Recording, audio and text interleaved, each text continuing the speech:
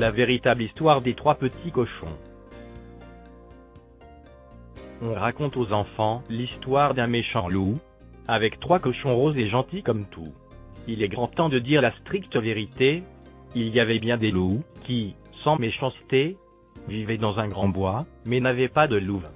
Donc, ils avaient des tics que la morale réprouve.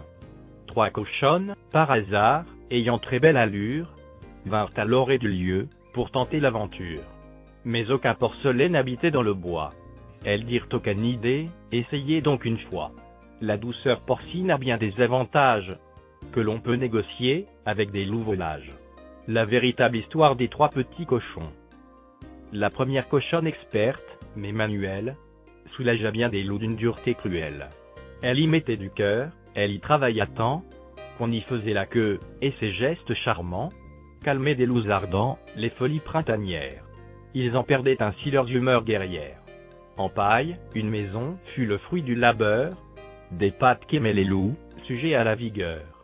Elle poursuivit longtemps avec application, ses douceurs pour payer de belles finitions. Et un grand logis où de jolies fourrures, venaient faire apaiser tous les maux qui s'indurent, la véritable histoire des 3 petits cochons. La deuxième, subtile, avait le gros ainsi doux, que s'allongeait la queue, de ses clients les loups. Ayant une conscience, un talent admirable, elle pratiquait son art en un lieu confortable. Les carnivores ravis, la préféraient aux louves, pour calmer leur vigueur, lorsque le désir couve. Elle gagna un peu plus que sa sœur Manuelle, étant par vocation beaucoup plus sensuelle. Et l'on disait parfois que son art méritoire, lui faisait accepter, un généreux pourboire. De bois fut sa maison, une riche architecture, construite pas un mètre, et en pleine nature. La véritable histoire des 3 petits cochons. La troisième cochonne avait un tel talent, que même les vieux loups se retrouvaient ardents, quand il fallait montrer la vigueur suffisante, pour jouer au lévrier avec cette charmante.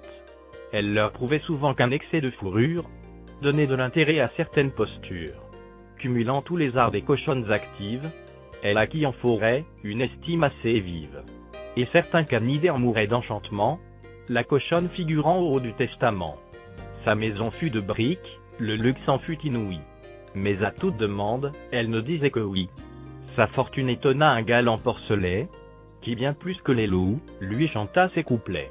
Le cochon proposa de devenir sa chose, et il lui fredonnait sans cesse la vie en rose. Mais les loups, mécontents du porcin invasif, s'en firent des brochettes, saisis sur un feu vif.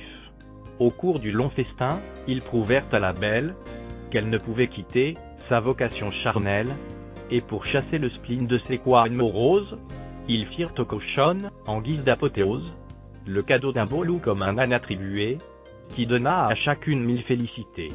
La véritable histoire des 3 petits cochons. C'est quand même malheureux que cette histoire morale ait été remplacée par une sottise banale.